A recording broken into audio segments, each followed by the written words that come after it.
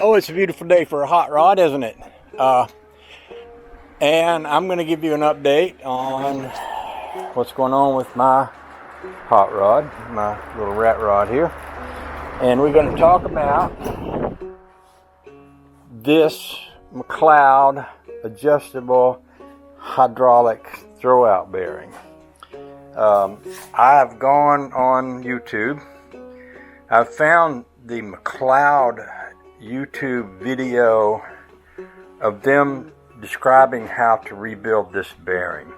In their video, they have one like this with Phillips head screws in it, and they use just a regular, screwdriver, like a handheld electric screwdriver, and they just zip, take all these out. Mine has tiny little Allen head holes in it. Now I'm talking tiny. And when I try to loosen this, it's strong enough to distort the head of the fitting that I put in there to turn that with. Which leads me to think that if it bends this thing in that hole and then I snap this off, then not only am I going to have one of these things stuck, but I'm going to have it stuck with a broken off bit in there that I won't be able to get out.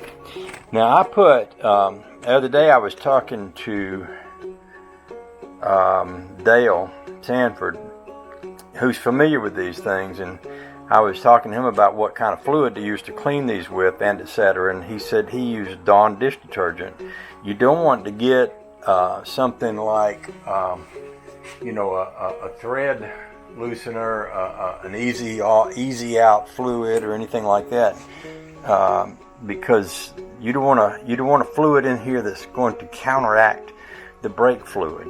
And brake fluid is water soluble, and you could use Dawn. And I thought, my thinking was, I put some Dawn dish fluid in here and let it soak down in there. Maybe it would loosen these threads so I could get them out. So far, I've had no success in doing that.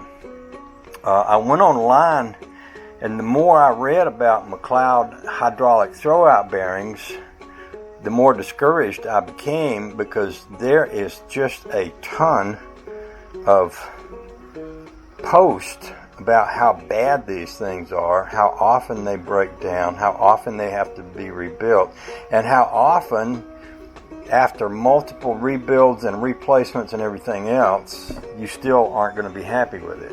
Which is really disappointing, because I went back and looked at all of my old videos where I set this up.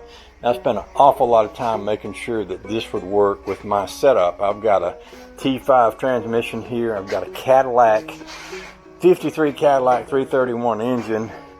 And I've got everything set up so that it works, except that hydraulic bearing, which I paid, they go for nearly $500.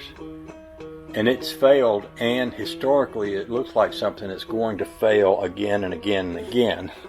I just put this in here this morning because I was thinking about possibly putting a fork back in here. And I went back and looked at all my old videos, and I remembered why I didn't put a fork in here, because in this application, I would have to push the throwout bearing further up into the motor than it would go. It would literally run off the end of this shaft before it would go in far enough to work.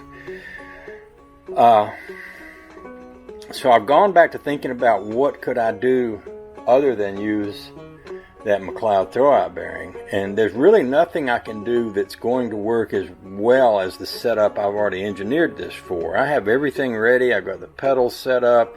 I figured out how to bleed it. I've got the adjustment just right. All I need is for the part they sold me to work, and like I said, when you think about that, the part they sold me goes for around $500. To have it not work is totally unforgivable. So I went back in there, and I got on the site where the video was, and I called them, and they said they're not open yet. They're out in California, and they don't open till after a certain time, which means that they're not open to talk to me right now. But what I'm hoping to find out from them is, how do I get these screws out? If I heat this up, is it going to do damage to this whole setup? And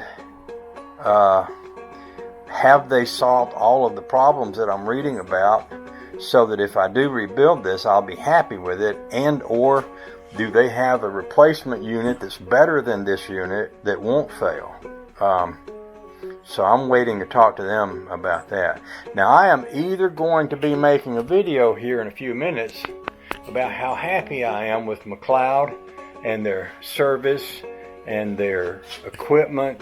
If you think about it, if you're a company out there and you're all about making hydraulic throwout bearings and racing equipment, and you've got something that really works great and it costs like $500 to buy it, and yet you're making one that fails and doesn't work, and people have an awful time and can't seem to fix, that's a huge failure of a company right there. So I just thought I'd get you ready, because my next video is either going to be how happy I am with these guys or how unhappy I am with these guys, and how not only am I never going to do business with them, but I'm going to make sure to tell everybody I know don't ever do business with them. So we'll see what happens. I'm hoping for the best. There's that. Okay, so I just got off the phone with Brian from McLeod, and he was an awful nice guy, and he actually made me feel a lot better about everything. He said I could box it up, ship it to them, and for $50 they would repair anything wrong with it and rebuild it and send it back good to go. He also said that you need to use .3 fluid, hydraulic fluid in this, and it must not have any silicone in it. If it's got any silicone in it, that will mess up the seals and mess everything up. So what I'm going to do is I'm going to poke it in the box, ship it off to them.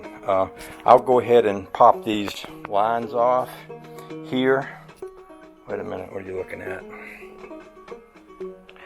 I'll go ahead and pop these lines off here and here. Just send him this part. I'm going to take these other parts and I'm going to get me some .3 transmission fluid. I've got some, well, actually not transmission fluid, brake fluid. And I'm going to read, he said, read the ingredients on there and make sure there's no silicone in it.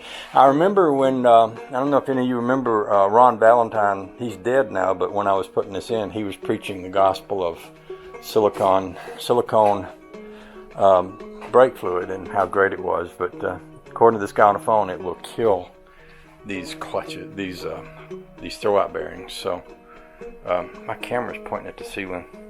I've got to figure out how to change the settings on this so it won't do that. So without further ado, I'm going to disconnect this, go out and print out my information that he gave me, put this in a box, ship it off to them, and when we get it back, we'll toss it in this baby and we'll have it good to go.